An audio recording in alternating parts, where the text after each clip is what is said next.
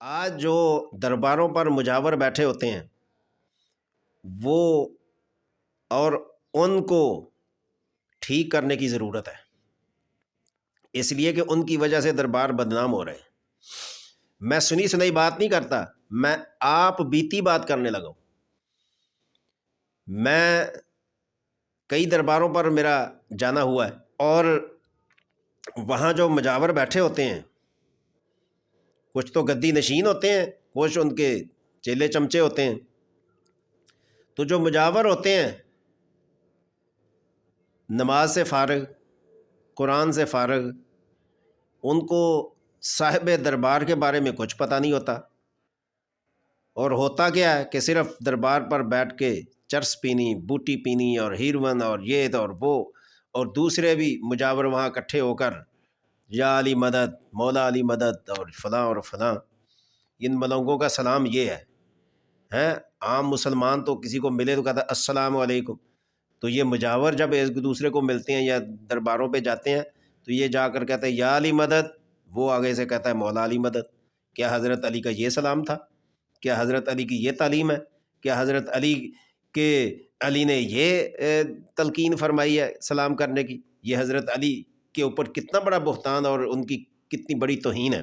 بہرکیف تو آپ اگر کسی مجاور سے پوچھیں کہ بابا جی نمازوں کے نام تو بتا دیں، کہتے نہیں جی ہم نے تو قائم کی ہے۔ کتنی نمازیں آپ پڑھتے ہیں؟ نہیں جی ہم تو قائم کرنے والے ہیں، پڑھنے والے نہیں ہیں۔ صبح کتنے بجے اٹھتے ہیں؟ او جی تہنوں کی ایسی جدوں مرضی اٹھیے، آپ کو اس سے کیا سروکار ہے؟ اچھا بابا جی سنا دیں سبحانک اللہم، نماز میں کیا پڑھتے ہیں؟ بڑے افسوس کے ساتھ یہ کہنا پڑتا ہے کہ درباروں کو، ہمارے بزرگوں کو کس طرح بدنام کیا جا رہا ہے۔ تو ایک مجاور نے سنائی سبحانک اللہم، کیسے سنائی؟ اس نے کہا سبحانک اللہم وبحمد ربک واستغفر انہ کان توابا۔ یہ مجاور جو بیٹھے ہوئے دربار میں، یہ ان کی ثنا ہے، کچھ تو غور کرنا چاہیے۔ آگے سورہ فاتحہ کا کیا ہوگا، التحیات کیسی ہوگی، درود شریف کیسا ہوگا، ربی جالنی کیسے ہوگی، وہ تو بات کی بات ہے۔ اور اسی طرح ایک مجاور سے میں نے پوچھا کہ نماز کی نیت تو بتا دیں بابا جی، تو اس نے کیا کہا؟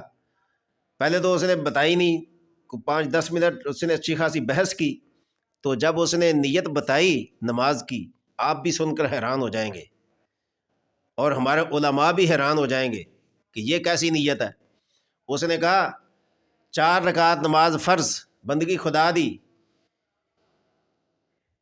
پیچھے اس امام کے اور گناہ اس امام پر، اللہ اکبر۔ کیسی نیت ہے کہ پیچھے اس امام کے گناہ اس امام پر؟ میں نے کہا جی یہ اس کا کیا مطلب ہے؟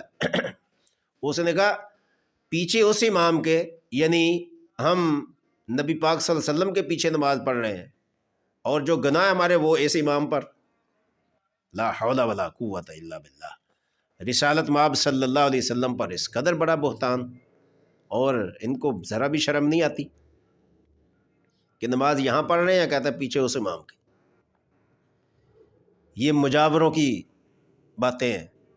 اور ایک دربار کے گدی نشین سے میں نے پوچھا کہ جناب آپ اس دربار کے گدی نشین ہیں، تو جو آپ حکم کریں گے وہی ہوگا، تو آپ ان کے لیے کوئی ایسا نظام بنائیں کہ جو بھی یہاں آئے نماز پڑھے اور تلاوت کرے تاکہ صاحب دربار کو اس کا ثواب ملے۔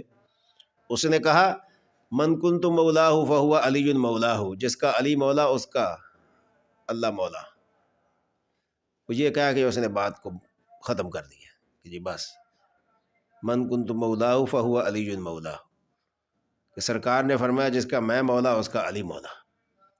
تو سرکار نے یہ بھی فرما دیا تھا کہ جس کا میں مولا اس کا علی مولا۔ علی تو نماز پڑھیں، اور علی کو مولا سمجھنے والے نماز کے فرائض کا بھی ان کو پتہ ہو نہ ہو، اور نماز کی نیت کا بھی پتہ نہ ہو، اور سبحانک اللہ بھی نہ آتی ہو۔ کیا یہ بھی حضرت علی کو اللہ کے نبی نے نعوذ باللہ فرمایا تھا؟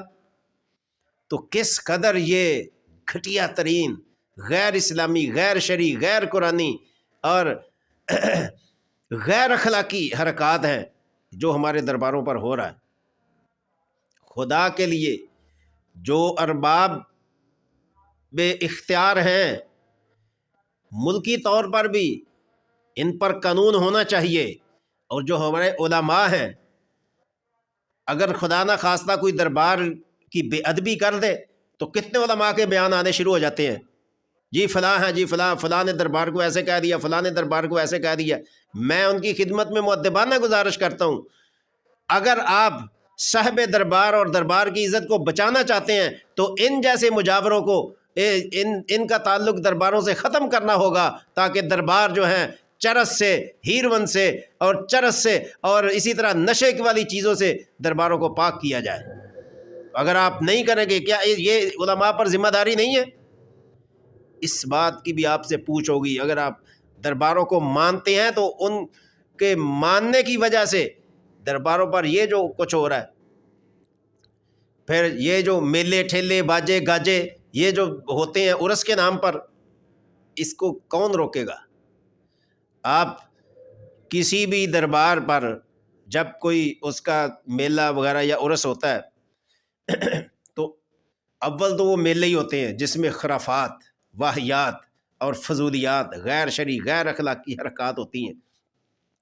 وہ وقت گزر گیا جب درباروں پر مہذب قسم کے عرس ہوا کرتے تھے۔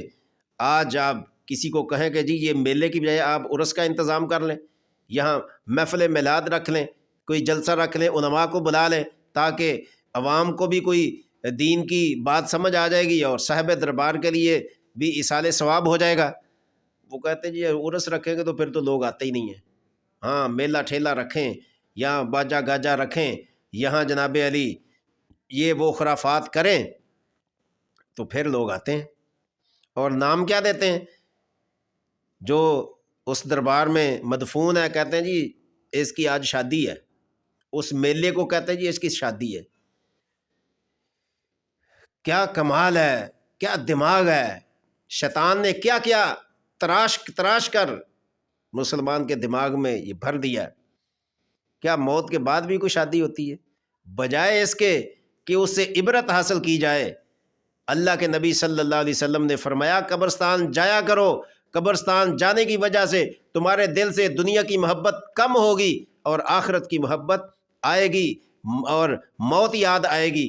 کتنے فضائل بیان کیے ہیں، لیکن جب قبر پہ میلہ ہوگا اور جو من چاہا وہی ہوگا تو پھر وہاں سے کیا عبرت ملے گی؟